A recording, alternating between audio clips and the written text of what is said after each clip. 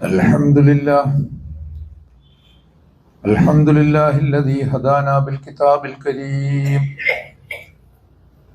نحمده ونستعينه ونستغفره ونؤمن به ونتوكل عليه ونعوذ به من شرور أنفسنا من يهد الله فهو المهتدي ومن يضلل فلن تجد له وليا مرشدا أشهد أن لا إله إلا الله وأشهد أن محمدا عبده ورسوله أرسله بالحق بشيرا ونذيرا بين يدي الساعة من يطع الله ورسوله فقد رشد ومن يعصهما فإنه لا يضر إلا نفسه ولا يضر الله شيئا اللهم صل على محمد وعلى آل محمد كما صليت على إبراهيم وعلى آل إبراهيم إنك حميد مجيد اللهم بارك على محمد وعلى آل محمد كما باركت على إبراهيم وعلى آل إبراهيم إنك حميد مجيد أما بعد فإن خير الكلام كلام الله وخير الهدي هدي محمد صلى الله عليه وسلم وشر الأمور محدثاتها وكل بدعة ضلالة أعوذ بالله من الشيطان الرجيم ألف لام ميم أحسب الناس أن يتركوا أن يقولوا آمنا وهم لا يفتنون ولقد فتنا الذين من قبلهم فليعلمن الله الذين صدقوا وليعلمن الكاذبين صدق الله أيها الناس اتقوا الله അള്ളാഹുവിൻ്റെ വിധികളെയും വിലക്കുകളെയും പൂർണ്ണമായും ഉൾക്കൊള്ളാനും ശരിയായ രീതിയിൽ യാ അയ്യുഹല്ലദീന ആമനു ഇത്തഖുല്ലാഹ ഹഖ്ക തുഖാതിഹ് എന്നാണ് പടച്ചോൻ പറഞ്ഞിരിക്കുന്നത്. സൂക്ഷിക്കേണ്ടതുപോലെ സൂക്ഷിക്കാൻ, ശരിയായ രീതിയിൽ സൂക്ഷിക്കേണ്ടതുപോലെ സൂക്ഷിക്കാനും അങ്ങനെ ജീവിതത്തെ അർത്ഥവത്തും ധന്യവുമാക്കി തീർക്കുവാനും ആത്മാർത്ഥമായി പരിശ്രമിക്കണമെന്ന് ആദ്യമായി വസിയത്ത് ചെയ്യുകയാണ്. അല്ലാഹു സുബ്ഹാനഹു വ തആല തഖ്വയുടെ, നേരിന്റെ, നന്മയുടെ, വിശുദ്ധിയുടെ വഴിയിലൂടെ ജീവിച്ച് വിജയം വരിക്കുവാനുള്ള തൗഫീഖ് നമുക്കെല്ലാവർക്കും പ്രദാനം ചെയ്യുമാറാകട്ടെ. വിശുദ്ധ റമദാനിന്റെ ഒരുപക്ഷെ അവസാനത്തെ ജുമാ നാളിലാണ് നാം ഇപ്പോഴുള്ളത്. അതിപ്പോൾ കലണ്ടർവാദികളെ സംബന്ധിച്ചിടത്തോളം ഇന്ന് അവസാനത്തത് തന്നെയാണ്. അടുത്ത വെള്ളിയാഴ്ച പെരുന്നാളാണ്. കാഴ്ചാവാദികൾ കാണുന്നത് വരെ സംശയത്തിൽ നിൽക്കുന്നത് കൊണ്ട് ആവാനും ആവാതിരിക്കാനുമുള്ള സാധ്യത. എന്തായിരുന്നാലും നമ്മൾ അവസാനത്തിലെത്തി നിൽക്കുകയാണ്. അല്ലാഹു സുബ്ഹാനഹു വ തആല നമ്മുടെ അമലുകളിൽ സംഭവിച്ചു പോയിട്ടുള്ള എല്ലാ വീഴ്ചകളും പുറത്തു തരുമാറാകട്ടെ. റമദാനിന്റെ എല്ലാ അനുഗ്രഹങ്ങളെയും എല്ലാ സമൃദ്ധികളെയും നമുക്കുമേൽ വർഷിച്ച് റബ്ബ് നമ്മെ എല്ലാവരെയും ധന്യരാക്കുമാറാകട്ടെ. റമദാനെ സംബന്ധിച്ച് ഒരു ഹദീസിൽ പറഞ്ഞിട്ടുള്ള അതിന്റെ ഒന്നാമത്തത് റഹ്മത്തും, രണ്ടാമത്തത് മഗ്ഫിറത്തും, മൂന്നാമത്തത് ഇത്ഖും മിനന്നാറുമാണ് എന്ന് ഒരു വർത്തമാനമുണ്ടല്ലോ. അതാണ് ഇതിന്റെ പരമപ്രധാനമായ മൂല്യങ്ങൾ. അതോടനുബന്ധിച്ച് നമ്മൾ അനുഷ്ഠാനം പോലെ ഉരുവിടാറുള്ള പ്രാർത്ഥനകളുണ്ട്. അതൊന്നും സഹിയായി ഹദീസുകളിൽ വന്നതല്ല. ആദ്യത്തെ 10, രണ്ടാമത്തെ 10 എന്നൊക്കെ പറഞ്ഞിട്ട്. പക്ഷെ എന്ന് കരുതി അള്ളാഹുവിന്റെ റഹ്മത്തിനും മഗ്ഫിറത്തിനും വേണ്ടി തേടുന്നത് തെറ്റുമല്ല, കൂട്ടമായിട്ടോ ഒറ്റക്കോ ഒക്കെ. പക്ഷെ പറഞ്ഞു വരുന്നത് ആ മൂല്യങ്ങളെ സംബന്ധിച്ചാണ്. റമദാൻ ആ ക്രമവും വളരെ ശ്രദ്ധേയമാണ്. അള്ളാഹുവിന്റെ കാരുണ്യത്താൽ രണ്ടാമത്തെ സ്റ്റെപ്പിൽ അവൻ നമുക്ക് നമ്മുടെ തെറ്റുകൾ പുറത്തു തരുന്നു. നമ്മുടെ അർഹതയാൽ എന്നതിനേക്കാൾ അള്ളാഹുവിന്റെ കാരുണ്യത്താൽ. മൂന്നാമതായി അപ്രകാരം മഗ്ഫിറത്ത് നേടി എന്ന നിലക്ക് നരകപീഡയിൽ നിന്നും നമ്മൾ മുക്തരാവുകയും ചെയ്യും. ഇതാണ് അതിൻ്റെ വളരെ കൃത്യമായ ഒരു ഓർഡർ. അതാണ് അവ്വലുഹു റഹ്മ എന്നൊക്കെ പറഞ്ഞിട്ടുള്ള ആ ക്രമം പറഞ്ഞിരിക്കുന്നത്. പക്ഷെ ഇത്തരം സംഗതികളൊക്കെ അള്ളാഹുവിൽ നിന്ന് നമുക്ക് കിട്ടണമെങ്കിൽ ചുറ്റുപാടുമുള്ളവർക്ക് ഇത്തരം മൂല്യങ്ങൾ പകർന്നു കൊടുക്കാൻ നമുക്കും സാധിക്കേണ്ടതുണ്ട്. ഭൂമിയിലുള്ളവരോട് കരുണ കാണിക്കുന്നവർക്കുള്ളതാണ് ആകാശത്തുള്ളവന്റെ കരുണ. ഭൂമിയിലുള്ളവരോട് പൊറുക്കുന്നവർക്കുള്ളതാണ് ആകാശത്തുള്ളവന്റെ മഗ്ഫിറത്ത്. ഭൂമിയിലുള്ളവരോട് വിട്ടുവീഴ്ച ചെയ്യുന്നവർക്കുള്ളതാണ് ആകാശത്തുള്ളവന്റെ വിമോചനം. ഈ ഒരു സംഗതി ഒരിക്കലും മറക്കാൻ പാടില്ലാത്തതാണ്. നമ്മുടെ ബന്ധങ്ങൾ വളരെ പ്രധാനമാണ്. അതിലൊക്കെ മുന്നോട്ട് പോകാൻ നമുക്ക് സാധിക്കേണ്ടതുണ്ട്. അള്ളാഹു നമ്മെ എല്ലാവരും തുണക്കുമാറാകട്ടെ. ഒരുപക്ഷേ അവസാനത്തെ ഖുതുബ എന്ന നിലക്ക് ഒരു ആപ്തവാക്യം പറഞ്ഞുകൊണ്ട് തുടങ്ങാമെന്ന് വിചാരിക്കുന്നു. അത് ഇംഗ്ലീഷിൽ ഹെൻറി കിസിഞ്ചറുടെ ഒരു പ്രസംഗം എന്ന പേരിൽ അത് ആരോപിക്കപ്പെടാറുണ്ട്. അതിൽ വലിയ കാര്യമൊന്നുമില്ല. ഈ സെന്റൻസിൽ ഒരു മെസ്സേജ് ഉണ്ട്. ഒന്നാമത്, കിസിഞ്ചർ ഇത് പറഞ്ഞതായിട്ട് എവിടെയും തെളിവില്ല. രണ്ടാമത്, കിസിഞ്ചർ നമ്മളെ സംബന്ധിച്ചിടത്തോളം ഒരു അമേരിക്കൻ സ്റ്റേറ്റ് സെക്രട്ടറി, റിപ്പബ്ലിക്കൻ എന്ന നിലക്ക് അത്ര വലിയ മതിപ്പൊന്നുള്ളൊരു വ്യക്തിയുമല്ല. പക്ഷെ ഈ വാക്യത്തിന് ഒരർത്ഥമുണ്ട്. അത് വെച്ചുകൊണ്ട് ചില കാര്യങ്ങൾ ശ്രദ്ധയിൽപ്പെടുത്താമെന്ന് വിചാരിക്കുന്നു. നോമ്പുമായിട്ടും നമ്മുടെ സംസ്കരണവുമായിട്ടും നമ്മുടെ ബന്ധങ്ങളുമായിട്ടും ഒക്കെ ബന്ധമുള്ള. അതിലിങ്ങനെയാണ്: a diamond is a chunk of coal that did well under pressure. ഒരു ഡയമണ്ട് എന്ന് പറഞ്ഞാൽ കൽക്കരി, കോൾ എന്ന് പറഞ്ഞാൽ കൽക്കരിയാണ്. അതിന്റെ ചങ്ക്, അതിന്റെ വളരെ പ്രധാനപ്പെട്ട, അല്ലെങ്കിൽ ഈ വിസ്താരമേറിയ ഭാഗത്തിനൊക്കെയാണ് ചങ്ക് എന്ന് പറയുന്നത്. ഞങ്ങളുടെ ന്യൂജൻ ഭാഷയിൽ, പദാവലിയിൽ ഏറ്റവും പ്രധാനപ്പെട്ട ഒരു വാക്കാണല്ലോ ചങ്ക്. എന്തായാലും ഏറ്റവും പ്രധാനപ്പെട്ട ഒരു ഭാഗം എന്ന് പറഞ്ഞാൽ ഈ കൽക്കരി, that did well under pressure, നന്നായി പ്രഷർ ചെയ്തിട്ടുള്ള കോളാണ് യഥാർത്ഥത്തിൽ. കോളിന്റെ ഏറ്റവും പ്രധാനപ്പെട്ട ഭാഗമാണ് ഡയമണ്ട്.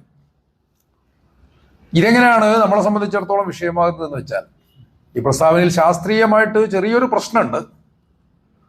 എന്ന് പറഞ്ഞാൽ അതേസമയം തന്നെ ശാസ്ത്രീയമായിട്ട് ശരിയുമുണ്ട്. കാരണം ഇത് രണ്ടും കാർബൺ സംയുക്തങ്ങളാണ്. രണ്ടും ഏതാണ്ട് ഒരേ സ്വഭാവമുള്ള, ഒരേ ഘടനയുള്ള സാധനങ്ങളുമാണ്. അപ്പൊ അതുകൊണ്ട് ഇത് രണ്ടിനും സമാനത ഉണ്ട്. അതേസമയം ഇത് അബദ്ധമാകുന്നത് എവിടെയാണെന്ന് വെച്ചാൽ, കണ്ടെടുത്തിട്ടുള്ള ഏറ്റവും പഴയ വജ്രം, അതിന് 3.3 ബില്യൺ വർഷങ്ങൾ പഴക്കമുണ്ടെന്നാണ് പറയുന്നത്. അതേസമയം കോള് സസ്യങ്ങളിൽ നിന്നാണല്ലോ ഇത് ഉണ്ടാവുന്നത്. ഭൂമിയിൽ ആദ്യത്തെ സസ്യങ്ങൾ ഉണ്ടായിട്ട് 400 മില്യൺ വർഷങ്ങളെ ഉണ്ടായിട്ടുള്ളൂ. പക്ഷെ എന്നാൽ പോലും ചിലപ്പോഴത് സംഭവിച്ചേക്കാം. അങ്ങനെ വരുമ്പോഴെന്ത് ചെയ്യണം, എങ്ങനെയാണത് സംഭവിക്കുക എന്നതിനെക്കുറിച്ച് നമുക്ക് പറയാം. അവിടെയാണ് നമ്മളെ സംബന്ധിച്ചിടത്തോളം പ്രധാനപ്പെട്ട പാഠങ്ങളുള്ളത്. അപ്പൊ ഈ പറയുന്ന ഡയമണ്ടും കോളും, അല്ലെങ്കിൽ ചാർക്കോൾ, ഇനി ചാരമാണെങ്കിൽ പോലും ഇതൊക്കെ കാർബണിന്റെ സംയുക്തങ്ങളാണ് എന്ന് കാണാൻ സാധിക്കും. ഇതിന് ചെറിയൊരു വ്യത്യാസമുള്ളത് എന്താണെന്ന് വെച്ചാൽ, ഈ കോൾ എന്ന് പറയുന്നത്, അല്ലെങ്കിൽ ചാർക്കോൾ എന്ന് പറയുന്നത്, അതിന് അമോർഫസ് എന്നാണ് പറയുക. അത് വളരെ അസംഘടിതമാണ്, വളരെ ദുർബലവുമാണ്. മാത്രവുമല്ല, സാധാരണ ഈ കരിക്കട്ട, കറുപ്പ് നിറം പോലെയല്ല കരിക്കട്ട എന്ന് പറയുമ്പോൾ നമ്മളെ സംബന്ധിച്ചിടത്തോളം ഒരല്പം കാഴ്ചക്ക് സുഖമില്ലാത്ത എന്നുള്ളത് നമ്മുടെ ഒരു അനുഭവമാണ്. എന്നാൽ പോലും അതങ്ങനെയാണ്. അതേസമയം വജ്രത്തിന്റെ ഘടനയെ നമ്മൾ ക്രിസ്റ്റലൈൻ എന്നാണ് പറയുക. ക്രിസ്റ്റലൈൻ എന്ന് പറയുമ്പോൾ വളരെ സംഘടിതമാണ്, വളരെ ക്ലോസ്ഡ് ആണ്. അതൊരു സ്ഫടിക അല്ലെങ്കിൽ പരൽ, ക്രിസ്റ്റൽ രൂപത്തിലുള്ളതാണ്. വളരെ സ്ട്രോങ് ആണ്. അതോടൊപ്പം തന്നെ അതിന് നല്ല തിളക്കമുണ്ട്. വളരെ നല്ല തിളക്കവും മനോഹാരിതയുമുണ്ട് എന്നും കാണാൻ കഴിയും.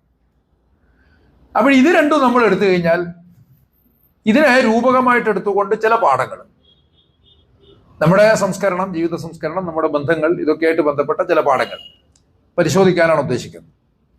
പാഠങ്ങൾ മൊത്തത്തിൽ പറയാം, ആവശ്യമെങ്കിൽ ഓരോ വിഷയം എടുത്തിട്ട് പിന്നെ വിശദീകരിക്കുകയും ചെയ്യാം. എന്തായാലും ഇത് വളരെ പ്രധാനപ്പെട്ട മെറ്റഫറാണ്. മെറ്റഫറുകൾ ഖുർആനിലെ ഒരു പ്രധാനപ്പെട്ട സാഹിതീയാംശമാണ് എന്ന് തിരിച്ചറിയേണ്ടതാണ്. ഖുർആൻ തന്നെ പറയുന്നുണ്ടല്ലോ, യദ്രിബുല്ലാഹുൽ അംസാല ലിന്നാസ്. നേർക്കുനേരെ കാര്യങ്ങൾ പറയേണ്ടിടത്ത് ചിലപ്പോൾ അള്ളാഹു മസലുകൾ ഉപയോഗിക്കും. എന്തിനാണ് മസലുകൾ ഉപയോഗിക്കുന്നത്? നിങ്ങൾ ചിന്തിച്ച് കാര്യങ്ങൾ ഗ്രഹിക്കാൻ വേണ്ടിയിട്ടാണ്. ഈ കേട്ട് അനുസരിക്കുക മാത്രം ചെയ്യുന്ന ആളുകൾ എന്തിനുള്ളൂ? അവരെ കുറിച്ചല്ലേ ഖുർആൻ തന്നെ പറയുന്നത്, ഇടയന്റെ വിളിയും തെളിയും അല്ലാതെ വേറൊന്നും കേൾക്കാത്ത കാലികളെ പോലുള്ള മനുഷ്യന്മാർ. അതല്ല, സ്വന്തമായിട്ട് ചിന്ത ഉപയോഗിക്കണം. ഇപ്പൊ ചിന്ത ഉപയോഗിക്കാൻ വേണ്ടി പരിശീലിപ്പിക്കാനാണ് ചില സമയത്ത് നേർക്കുനേരെ കാര്യങ്ങൾ പറയാതെ രൂപകങ്ങൾ ഉപയോഗിക്കുന്നത്. ഇപ്പൊ രൂപകങ്ങൾ ഉപയോഗിക്കുന്നത് ആശയക്കുഴപ്പത്തിൽ അകപ്പെടുത്താനല്ല, മറ്റൊരു സംഗതി കൂടെ ഉണ്ട്. അത് വിവിധങ്ങളായിട്ടുള്ള വ്യാഖ്യാന സാധ്യതകൾ തരുമെന്നതാണ്. അത് വളരെ രാഷ്ട്രീയമായിട്ടുള്ള ഒരു ആശയമാണ്. അതും കൂടി നിങ്ങൾ മനസ്സിലാക്കണം. അത് മുമ്പൊരിക്കൽ വിശദീകരിച്ചാണ്. എന്ന് പറഞ്ഞാൽ ഈ ഹിറ്റ്ലറുടെയും സ്റ്റാലിൻ്റെയും ഒക്കെ ഭാഷയെ സംബന്ധിച്ചുള്ള ഒരു വർത്താനുണ്ട്. അത് വളരെ സിമ്പിളാണ്. വ്യാഖ്യാനങ്ങൾ സാധ്യമല്ല. അതിന് വളരെ ലളിതമാണ്, പോപ്പുലർ ഭാഷയാണ്. ആളുകളോട് പറഞ്ഞാൽ പെട്ടെന്ന് മനസ്സിലാവും.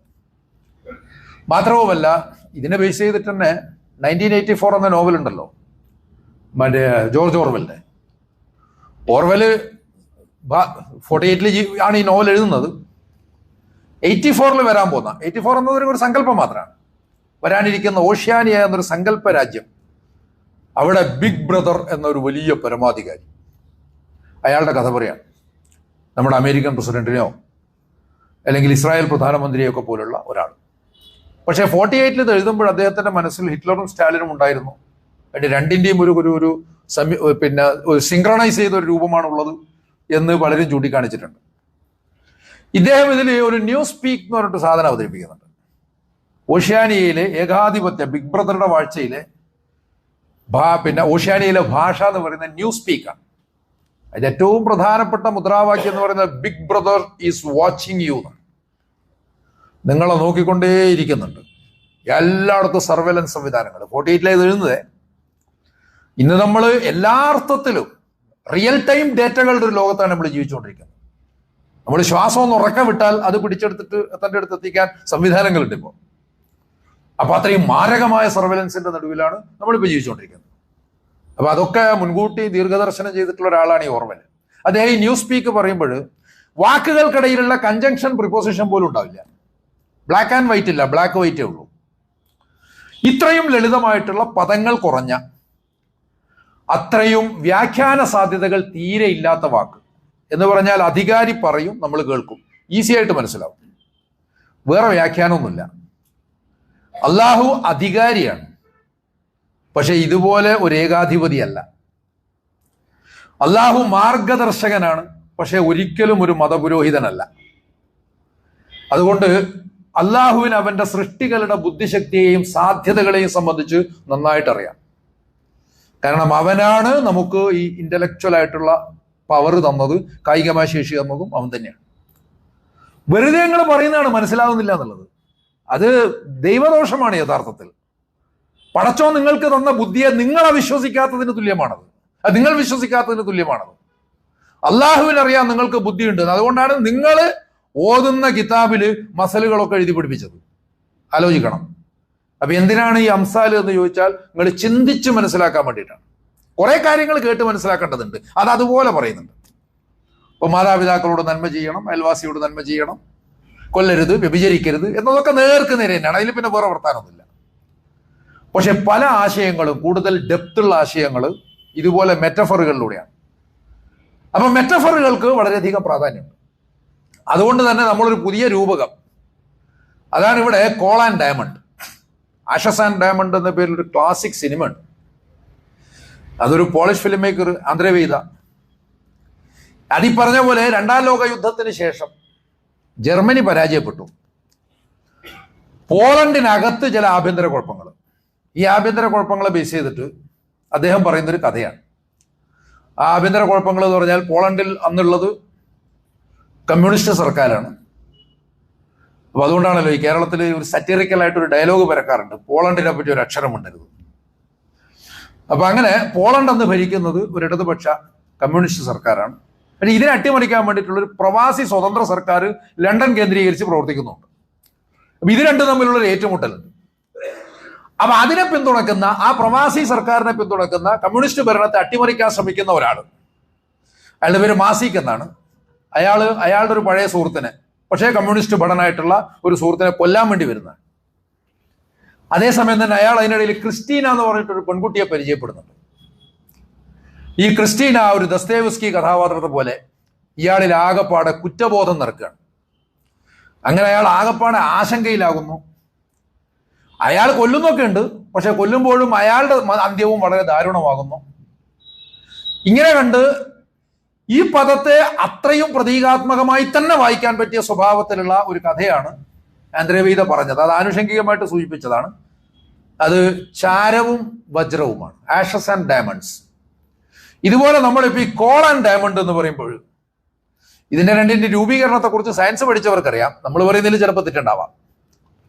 പുരാതന സസ്യങ്ങളുടെ അവശിഷ്ടങ്ങൾ മണ്ണിനടിയിൽ ഒരു 100-200 ഡിഗ്രി സെന്റിഗ്രേഡിൽ പരുവപ്പെട്ട് വരുന്നതാണ് കോള്. മണ്ണിനടിയിൽ എന്ന് പറഞ്ഞാൽ വല്ലാതെ ആഴത്തിലല്ലാതെ, അതോടൊപ്പം 100-200 ഡിഗ്രി സെന്റിഗ്രേഡ് ചൂടിൽ. അതേസമയം ഡയമണ്ട് അങ്ങനല്ല. ഡയമണ്ട് ലോകത്തിലെ ഏറ്റവും കഠിനമായ പ്രകൃതി വസ്തുക്കളിൽ ഒന്നാണ്, ഏറ്റവും കടുത്ത വസ്തുക്കളിൽ ഒന്നാണ്. അത് ഭൂമിയുടെ മാൻഡിൽ, അതായത് 150-250 കിലോമീറ്റർ ആഴത്തിൽ, 150 മുതൽ 250 വരെ കിലോമീറ്റർ ആഴത്തിൽ, 900 മുതൽ 1300 വരെ ഡിഗ്രി സെന്റിഗ്രേഡ് ഊഷ്മാവിൽ, അതോടൊപ്പം തന്നെ അവിടുത്തെ മർദ്ദവും കണക്കാക്കപ്പെടാറുള്ളത് 45 മുതൽ 60 വരെ കിലോ ബാർ മർദ്ദത്തിൽ. ഭൂമിയുടെ സർഫസ് ടെൻഷൻ എന്ന് പറഞ്ഞ സർഫസ് ടെൻഷന്റെ 45,000 അല്ലെങ്കിൽ 60,000 ഇരട്ടി. ഭൂമിയിലെ മർദ്ദം ഉണ്ടല്ലോ, ഉപരിതല മർദ്ദം, ഇതിന്റെ 45,000 to 60,000 ഇരട്ടി മർദ്ദത്തിൽ രൂപപ്പെട്ട് വരുന്ന ഒരു സാധനമാണ് ഈ ഡയമണ്ട്. അപ്പൊ അതിലെ ആറ്റങ്ങൾ തമ്മിൽ അതിതീവ്ര ബന്ധമായിരിക്കും. അതുകൊണ്ടാണ് അത് അത്രയും കടുപ്പമേറിയിരിക്കുന്നത്. ഡയമണ്ടിന്റെ ഒരു അംശമൊക്കെ വെച്ചിട്ടാണ് ഗ്ലാസ് ഒക്കെ കട്ട് ചെയ്യുക. അപ്പൊ ഇങ്ങനെയുള്ള ഒരു സാധനം ഒരു ഭാഗത്ത് നല്ല തിളക്കമുള്ള, കടുപ്പമുള്ള, പക്ഷെ അതേസമയം അത് ഇത്രയും ആഴത്തിലാണ്, ഇത്രയും ചൂടിലാണ്, ഇത്രയും മർദ്ദത്തിലുമാണ്. ഇത് വെച്ചിട്ടാണ് പറയുന്നത്, നേരത്തെ നമ്മൾ തുടക്കത്തിൽ ഉദ്ധരിച്ച ആ വാക്യത്തിൽ പറയുന്നത് പോലെ തന്നെ, നന്നായി പ്രഷർ ചെയ്ത് കഴിഞ്ഞാൽ കോള് ഡയമണ്ടായി മാറുമെന്ന് പറഞ്ഞ പോലെ. അപ്പൊ സ്വാഭാവികമായിട്ടും അതിന് സാധ്യതയുണ്ട്, പക്ഷെ അത്രയും കാലം കഴിയണമെന്നേ ഉള്ളൂ. അപ്പൊ കാലത്തിന്റെ പ്രശ്നമുണ്ട്, ആഴത്തിന്റെ പ്രശ്നമുണ്ട്, അതോടൊപ്പം മർദ്ദത്തിന്റെയും ഊഷ്മാവിന്റെയും പ്രശ്നമുണ്ട്. എന്നിട്ട് രൂപപ്പെട്ടു വരുന്നത് എന്താ? ഇവിടെ നമ്മൾ മനസ്സിലാക്കുന്നത് ഒന്ന്, ആത്മസംസ്കരണവും ജീവിത വിജയവുമായി ബന്ധപ്പെട്ട പ്രധാനപ്പെട്ട പാഠമാണ്. നല്ല സമ്മർദ്ദവും നല്ല ചൂടും സഹിക്കാതെ ഇതൊന്നും സാധ്യമല്ല. അതങ്ങനെ തന്നെ മനസ്സിലാക്കണം. അതാണ് തുടക്കത്തിൽ നമ്മൾ ഓതിക്കേൾപ്പിച്ച ആയത്തിലുള്ളത്. ഹസിബന്നാസു അൻ യുത്രകു അൻ യഖൂലു ആമന്ന വഹും ലാ യുഫ്തനു. അല്ല, മനുഷ്യന്മാരെന്താ വിചാരിച്ചിരിക്കുന്നത്? ആമന്ന എന്നൊരു വർത്താനം പറഞ്ഞു കഴിഞ്ഞാൽ അങ്ങ് കഴിച്ചലായിരുന്ന. അങ്ങനെയല്ല, പരീക്ഷിക്കപ്പെടാതെ വിടൂല. അവരെ പരീക്ഷിക്കാതെ പടച്ചോ വിടൂല. കാരണം വലഖദ് ഫതന്നല്ലദീന മിൻ ഖബ്ലിഹിം, വലഖദ് ഫതന്നല്ലദീന മിൻ ഖബ്ലിഹിം, അവർക്ക് മുമ്പുള്ളവരെയും ഇതുപോലെ നന്നായി പരീക്ഷിച്ചിട്ട് തന്നെയാണ് വിട്ടിരിക്കുന്നത്. എന്താ സംഗതി? പറയുന്ന വാക്കിൽ ഉറച്ചു നിൽക്കുന്നവരാര്, പിന്തിരിഞ്ഞു കളയുന്നവരാര് എന്ന് അള്ളാഹ്ക്ക് അറിയണം. അള്ളാഹ്ക്ക് അല്ലെങ്കിലും അറിയാം. അള്ളാഹ്ക്ക് അറിയണം എന്നുള്ളതൊരു പ്രയോഗമാണ്. അതിനൊരു തെളിവ് വേണം, ഒരു സാക്ഷ്യം വേണം. നിങ്ങളുടെ ജീവിതത്തിനും നിങ്ങളുടെ പരിണതിക്കും നിങ്ങൾ തന്നെയാണ് സാക്ഷി.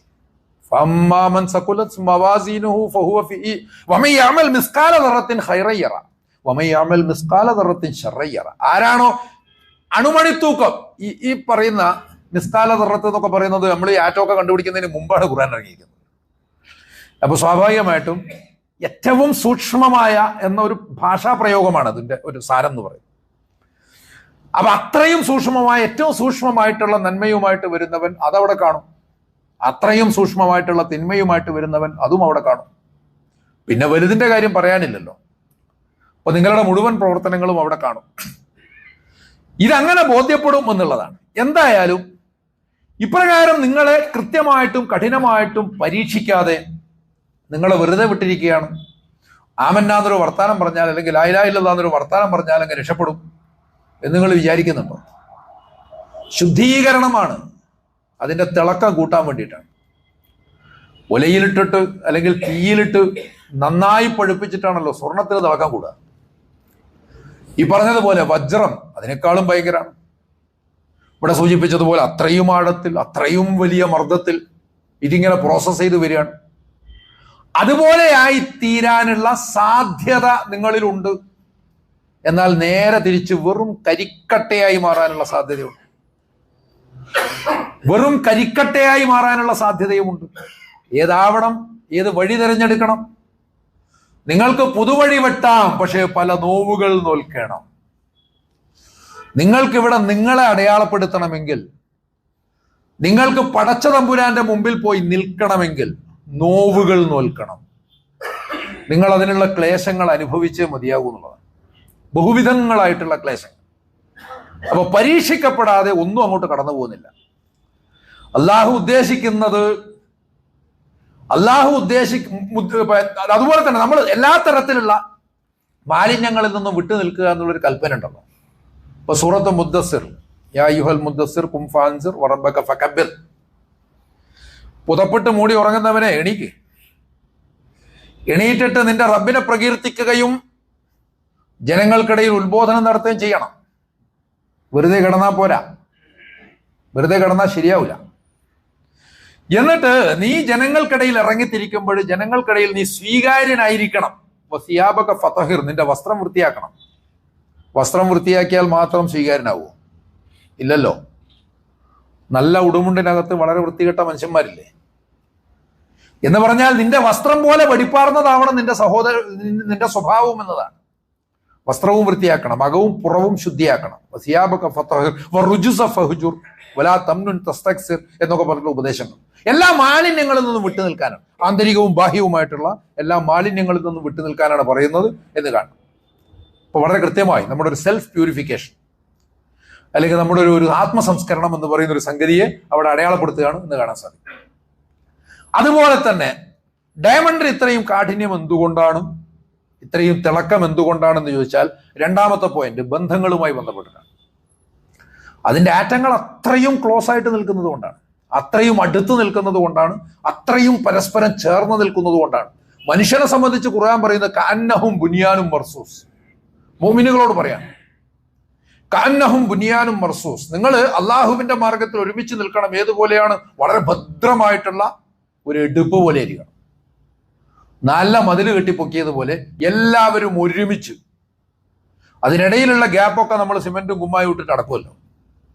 അപ്പൊ ഒന്നുമില്ല, വളരെ ക്ലിയർ ആയിട്ട് അത്രയും ഭദ്രമായിട്ട് ഒരു കോട്ടമതിൽ പോലെ നിങ്ങൾക്ക് നിൽക്കാൻ സാധിക്കണം എന്ന് പറഞ്ഞാൽ അത്രയും അടുത്ത്. ഡയമണ്ട് അത്രയും കട്ടിയുള്ള സാധനമാണ്. പക്ഷെ അതേസമയം കരിയുണ്ടല്ലോ വളരെ ദുർബലമാണ്, വളരെ ദുർബലമാണ്. അതും കാണണം. നിങ്ങൾക്ക് വേണമെങ്കിൽ അത്രയും ദുർബലരാകാം. പരസ്പര വിശ്വാസമില്ലെങ്കിൽ, പരസ്പരം ഖുർആനിൽ തന്നെ പറഞ്ഞിട്ടുള്ള ഈബത്ത് നമീമത്തൊക്കെ ഉണ്ടല്ലോ. ആളുകളെ ദുഷിക്കുക, ഏഷണി ഉണ്ടാക്കുക, ഇത്തരം സംഗതികളിലൊക്കെ ഏർപ്പെടുകയാണെങ്കിൽ നിങ്ങളുടെ ബന്ധം അയഞ്ഞു പോകും. അപ്പൊ നിങ്ങൾ വെറും കരിക്കട്ടയാവും, വെറും കരിക്കട്ട. റസൂലുള്ളാഹി സ്വല്ലല്ലാഹു അലൈഹി വസല്ലം പറഞ്ഞിട്ടുണ്ട്, ഒരു കാലം വരാനിരിക്കുന്നു, അന്ന് എതിരാളികൾ, നിങ്ങളുടെ ശത്രുക്കൾ, സത്യത്തിന്റെ അള്ളാഹുവിന്റെ ശത്രുക്കൾ നിങ്ങളുടെ മേലെ ചാടി വീഴും, ആർത്തി പിടിച്ചിട്ട്. ഭക്ഷണത്തളികയിലേക്ക് വിശക്കുന്നവർ ചാടി വീഴുന്നത് പോലെ അങ്ങനെ അങ്ങോട്ട് വീണ് കളയും. അന്നേരം ചോദിച്ചു, നമ്മൾ എണ്ണത്ത് കുറവായിരിക്കും? എണ്ണത്ത് പെരുത്തുണ്ടാവും, പക്ഷേ ഇങ്ങനെ വെള്ളത്തിന്റെ മുകളിലൂടെ ഒഴുകി നടക്കുന്ന ചവറ് പോലെയാണ്. അപ്പൊ ഇതുപോലെ വെറും കരിക്കട്ട മാത്രമായി മാറിപ്പോകും അയഞ്ഞു പോയാൽ.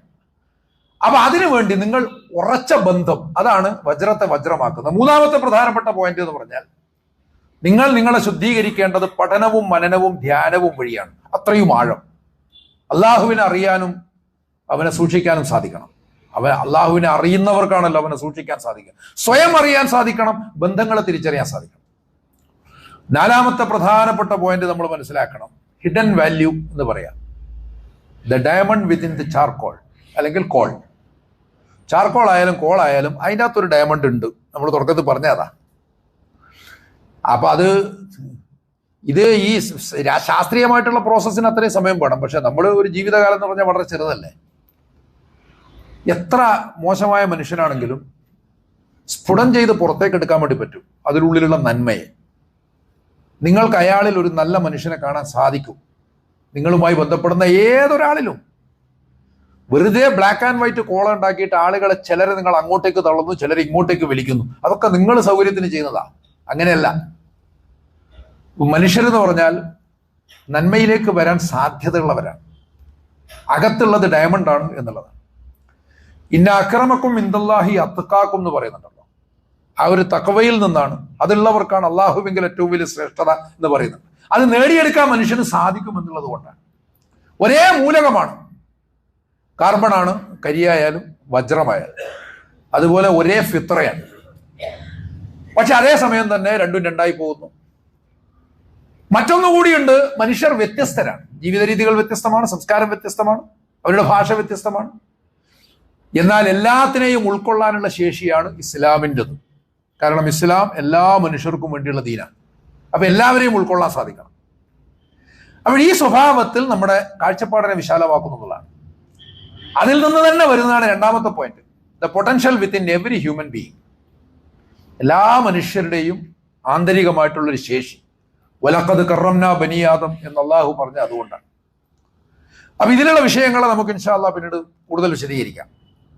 എന്തായിരുന്നാലും നമ്മുടെ പരസ്പര ബന്ധത്തിലൂടെയും സ്വയം സംസ്കരണത്തിലൂടെയും ആഴത്തിലുള്ള അറിവ് നേടാൻ ശ്രമിച്ചുകൊണ്ട്, ആഴത്തിൽ അള്ളാഹുവിനെ അനുസ്മരിച്ചുകൊണ്ടും നമ്മുടെ സ്വന്തം ജീവിതവും നമ്മുടെ സാമൂഹിക ബന്ധങ്ങളും നന്നാക്കിയെടുക്കേണ്ട ഒരു കാലമാണ്.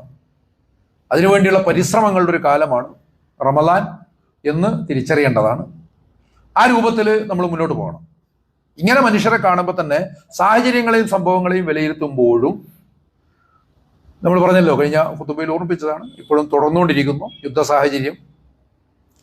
എല്ലാത്തിനും യഥാർത്ഥത്തിൽ വലാക്കിബത്തുൽ തഖ്വ, എല്ലാത്തിൻ്റെയും പര്യവസാനം വിശുദ്ധിക്കുള്ളതാണ്, തഖ്വക്കുള്ളതാണ്, മുത്തക്കികൾക്കുള്ളതാണ് എന്നൊക്കെ പടച്ചതമ്പുരാൻ പറയുന്നുണ്ട്. അതുകൊണ്ട് എല്ലാത്തിൻ്റെയും പര്യവസാനം അങ്ങനെ തന്നെയാണ്. മിലൻ കുന്ദേരയുടെ ഒരു നോവലിൽ പറയുന്നുണ്ട്, സമഗ്രാധിപത്യം എന്നാൽ നരകം മാത്രമല്ല, പറുദീസയെക്കുറിച്ചുള്ള സ്വപ്നങ്ങളും കൂടിയാണ്. ഏതൊരു നരകവും, ഭൂമിയിലുള്ള ഏതൊരു നരകവും സ്വർഗത്തെക്കുറിച്ചുള്ളൊരു സ്വപ്നമാണ്. അപ്പൊ ഈ ഒരു തിരിച്ചറിവോടുകൂടി സമകാലിക സാഹചര്യങ്ങളെ ഈമാനോടുകൂടി അഭിമുഖീകരിക്കാൻ നമുക്ക് സാധിക്കണം. ആ വിഷയത്തിൽ അത്രേ തൽക്കാലം പറയുന്നുള്ളൂ. എന്തായിരുന്നാലും ശരിയായ രീതിയിൽ കാര്യങ്ങൾ ഗ്രഹിച്ച് മുന്നോട്ട് പോകാൻ ശ്രമിക്കേണ്ടതാണ്. പ്രഭു സുബ്ഹാനഹു വ തആല ഈ നോമ്പിന്റെ എല്ലാ ധന്യതകളും ഉൾക്കൊണ്ട് വിജയശ്രീലാളിതരായി തീരുവാനുള്ള തൗഫീഖ് നമുക്കെല്ലാവർക്കും പ്രദാനം ചെയ്യുമാറാകട്ടെ.